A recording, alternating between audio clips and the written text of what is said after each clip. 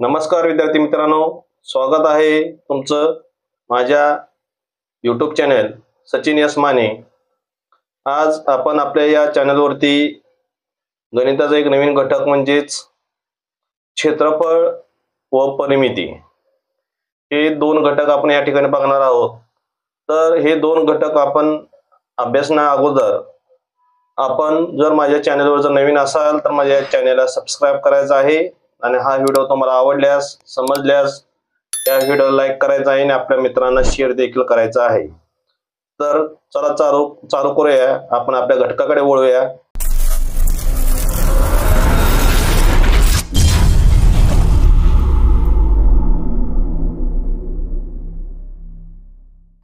सुरुवातीला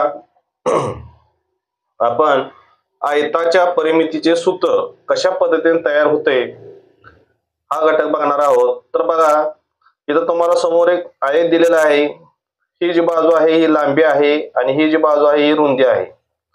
मग आयताच्या परिमितीचे सूत्र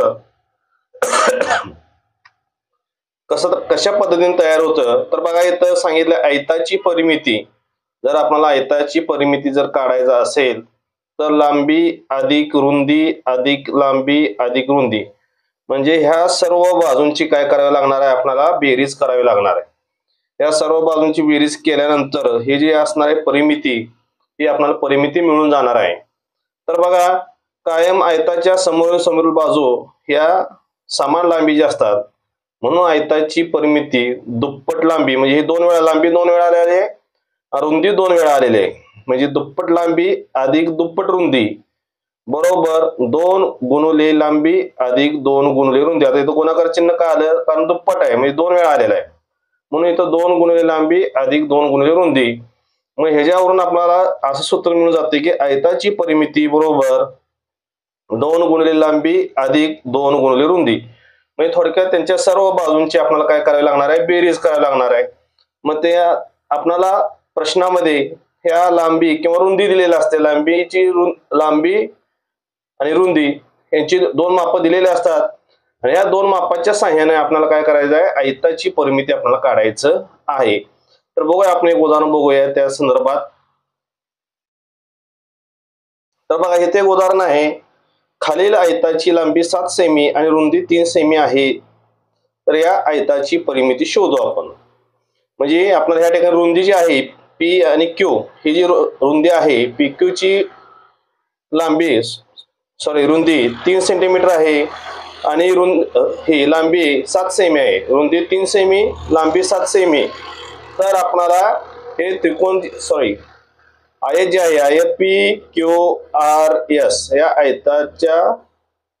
आयताची परिमिती आपल्याला काढायची आहे। म्हणजे आयत पी क्यू आर ची परिमिती बरोबर, मग आपलं सूत्र काय आहे, 2 गुणिले लांबी अधिक 2 गुणिले रुंदी। मग लांबी किती दिलेली आहे, 2 गुणिले लांबी 7 अधिक 2 गुणिले 3, 3 काय आहे, रुंदी आहे। मग बे 7 14 अधिक बे 3 6, 14 आणि 6 केलं तर किती होतात, 20। म्हणून आयताची परिमिती बरोबर 20 सेंटीमीटर आहे। 7 आणि 3 10, परत इथं 10 7 17 आणि 17 आणि 3 काय होणार आहे, 20 होणार आहे। 17 आणि 3 20 समजलं। अशा पद्धतीने आपण आयताची परिमिती आपण काढू शकतो। आयताची परिमिती समज असेल तर एक लाईक करायचं आहे आणि चॅनल सबस्क्राइब करून टाकायचं आहे। तर आता पुढे बघूया आपण, आता चौरसाची परिमिती सूत्र कसं तयार होते बघायचं आपल्याला। आता बघा, इथं चौरसाच्या परिमितीचे सूत्र कशा पद्धतीने तयार झाले हे आपल्याला सांगितले आहे। आता हा जो चौरस आहे, हा चौरस यांच्या ज्या बाजू आहेत ह्या सर्व बाजू ह्या समान लांबीच्या असतात, म्हणून चौरसाची परिमिती बरोबर एका बाजूच्या लांबीची चौपट। आता चौरसाला 4 बाजू आहेत म्हणून चौपट केलेला आहे, म्हणजे ह्याच्यावरून सूत्र काय तयार होतं की चौरसाची परिमिती बरोबर 4 गुणिले एका बाजूची लांबी। मग आता बाजू तर सर्व समान आहेत, मग त्या प्रश्नामध्ये आपल्याला एकाच समजा इथं 8 सेमी दिलेलं असेल, असं माप दिलेलं असेल, तर आपल्याला काय करायचं, चौरसाची परिमिती सूत्र 4 गुणिले 8 जर केलं तर किती होणार आहे, 32। म्हणजेच बघा, आता इथे एक प्रश्न आहे बघा, एका चौरसाची बाजू 6 सेमी आहे, त्या चौरसाची परिमिती काढा। आता इथं बघा, इथं एक चौरस दिलेला आहे त्यांनी, त्या चौरसाची लांबी बी दिलेली आहे 6 सेमी. मग ही 6 सेमी नंतर हे सुद्धा काय असणार आहे, 6 सेमी असणार आहे, हे 6 सेमी असणार आहे आणि हे 6 सेमी. 6, 12, 18, 24 म्हणजे चौरसाची परिमिती बरोबर 4 गुणिले एका बाजूची लांबी बरोबर 4 गुणिले 6 बरोबर 24, म्हणून चौरसाची परिमिती 24 सेमी आहे. बघा एक शाब्दिक उदाहरण आहे. आयताकार बागेची लांबी 100 मीटर व रुंदी 80 मीटर आहे, तर त्या बागेची परिमिती किती होईल? म्हणजे आयताकार आहे, म्हणजे या ठिकाणी आपल्याला आयताच्या परिमितीचे सूत्र वापरावं लागणार आहे. म्हणजे आयताची परिमिती बरोबर 2 गुणिले लांबी अधिक 2 गुणिले रुंदी. लांबी किती दिलेली आहे इथं 100, रुंदी किती आहे 80. मग 2 गुणिले 100 किती होतात 200 अधिक 2 गुणिले 80 किती होतात 160. या दोन्हीची बेरीज केली तर उत्तर किती आपल्याला 360 मिळतं. म्हणून आयताकार बागेची परिमिती 360 मीटर आहे. समजलं? आता आपण हे सर्व जे आतापर्यंत आपण उदाहरण बघितलेले आहेत किंवा सूत्र बघितलेलं आहे, हे परिमितीचं सूत्र आहे. आता पुढे आपल्याला क्षेत्रफळ कसं काढायचं हे बघायचं आहे आपल्याला. हे बघण्या अगोदर चॅनलला लाईक करा, व्हिडिओ आवडल्यास शेअर करा आणि सबस्क्राईब करा. आता बघा आपण परिमिती पाहिलं, आता आपण बघूया क्षेत्रफळ. एक आयत दिलेलं आहे. आता आपण ह्या आयताचं काय करायचं आहे, क्षेत्रफळ काढायचं आहे. मग त्यासाठी आपल्याला सूत्र पाहिजे. मग सूत्र पण इथं दिलेलं आहे बघा, आयताचे क्षेत्रफळ बरोबर लांबी गुणिले रुंदी. आयतला 2 लांबी असतात आणि 2 रुंदी असतात. मग मगाशी आपल्याला परिमितीचं जे सूत्र होतं आयताचं ते कसं होतं, दुप्पट 2 गुणिले लांबी अधिक 2 गुणिले रुंदी. पण इथं तसं नाही, इथं आयताचे क्षेत्रफळ काढायचं म्हणजे आतल्या भागाचं क्षेत्रफळ काढायचं आहे.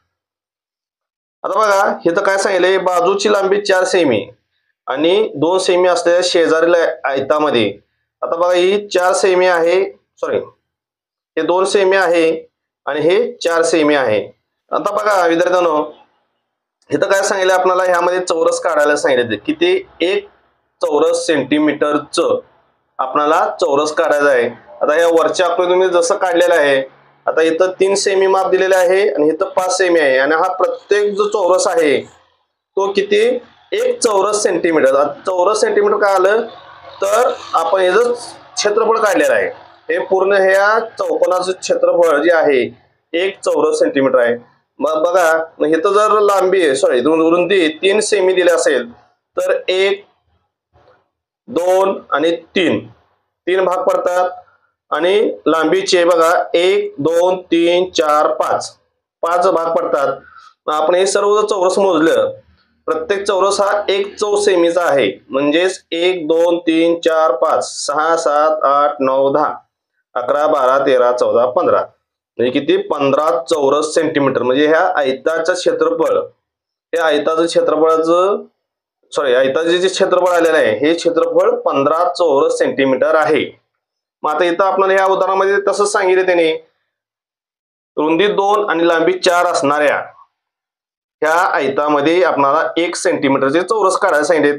मग आपण काढूया, पहिल्यांदा लांबीच काढूया 1, 2, 3 आणि राहिलेला हा एक 4. त्यानंतर इथं 2च, 1 आणि 2. आता हे सर्व चौरस मोजा, 1, 2, 3, 4, 5, 6, 7, 8 चौरस सेंटीमीटर. हे याचं उत्तर आलं. समजलं? आयता क्षेत्रफळाचं सूत्र खूप सोपं आहे, लांबी गुणिले रुंदी. 4 दुनी 8, 5 त्रिक 15, वर आहे जे 5 त्रिक 15. आता याच्यावर आपण एक आता पुढे बघूया. आता चौरसाचे क्षेत्रफळ सूत्र बघूया ते कसं तयार होतं. तर बघा इथं फक्त इथं एका ठिकाणी माप दिलेलं आहे, एका ठिकाणाचं माप दिलेलं आहे. तर बघा एका ठिकाणचं माप का दिलेलं आहे, कारण हे प्रत्येक बाजू हे समान असतात. म्हणून 3 सेमी मध्ये हे सुद्धा 3 सेमीच असणार आहे, हे सुद्धा 3च असणार आहे आणि हे सुद्धा 3च असणार आहे. आपल्याला काय सांगितलं इथं, चौरसाचं क्षेत्रफळ कसं काढायचं. मग चौरस क्षेत्रफळ म्हणजे ते थोडक्यात काय आहे, ही जी बाजू दिलेली आहे एक बाजू देतात, ह्या बाजूंचा वर्ग करायचा. म्हणजे येथे प्रत्येक ओळीत 3 याप्रमाणे 3 ओळीत 3 गुणिले 3 बरोबर 9 चौरस येतात, म्हणजे 1 2 3 4 5 6 7 8 9 9 चौरस सेंटीमीटर हे चौरसाचं क्षेत्रफळ सूत्र झाले. म्हणजे थोडक्यात काय आहे सूत्र, बाजू वर्ग करायचा. म्हणजे बघा इथे दिलेलं आहे, 5 सेमी बाजू असलेल्या चौरसाचे क्षेत्रफळ या पद्धतीने मोजून पहा, ते 25 सेमी येईल. कसं, यावरून म्हणजे थोडक्यात काय, चौरसाचे क्षेत्रफळ बरोबर बाजूची लांबी गुणिले बाजूची लांबी, म्हणजे थोडक्यात बाजू वर्ग करायचा. मग ह्यावर एक शाब्दिक उदाहरण आहे बघा. एका आयताची लांबी 20 सेमी व रुंदी 15 सेमी आहे, तर त्या आयताचे क्षेत्रफळ किती आहे? आयताचे क्षेत्रफळ बरोबर लांबी गुणिले रुंदी, लांबी किती आहे 20, रुंदी किती आहे 15, 20 गुणिले 15 केलं तर 300 येतं. म्हणून आयताचे क्षेत्रफळ 300 चौरस सेंटीमीटर आहे. आता असे भरपूर उदाहरण आहेत. आता आपण एक चौरसाचं उदाहरण बघूया. 15 सेमी बाजू असलेल्या चौरसाचे क्षेत्रफळ किती? म्हणजे 15 सेमी आहे, एकच बाजू दिलेले असतात, मग बाजूचा वर्ग म्हणजे 15 गुणिले 15 करायचा आहे. तर केले बघा, 15चा वर्ग किती येतो? 225. म्हणून या चौरसाचे क्षेत्रफळ 225 चौसेमी आहे. अशा पद्धतीने आज आपण आपल्या या व्हिडिओमध्ये आयताची परिमिती, चौरसाची परिमिती, त्यांची सूत्र, त्याच्यावरले उदाहरण हे बघितलेले आहोत. तसंच आयताचं क्षेत्रफळ प्लस चौरसाचं क्षेत्रफळ आणि त्याच्यावरले उदाहरण हे आपण समजून घेतलेलं आहोत. खूप सोपं आहे, तुम्ही अभ्यास करा. आणि हा घटक जो आहे इयत्ता 5वी मधील आहे, त्यामुळे 5वीच्या मुलांना खूप सोपं जाईल. हे उदाहरण समजून घेण्यासाठी किंवा हा व्हिडिओ समजण्यासाठी खूप त्यांना सोपं जाणार आहे. तर अशाच प्रकारे आता आपल्या या व्हिडिओमध्ये आपण इथंच थांबूया. भेटूया अजून अशाच प्रकारे नवीन व्हिडिओमध्ये. तुम्हाला जर काही शंका असेल तर शंका कमेंट बॉक्समध्ये टाईप करायचं आहे. आणि तुम्ही जर चॅनल सबस्क्राईब केलं नसेल तर चॅनलला सबस्क्राईब करायचं आहे. थांबूया या ठिकाणी. जय हिंद, जय महाराष्ट्र.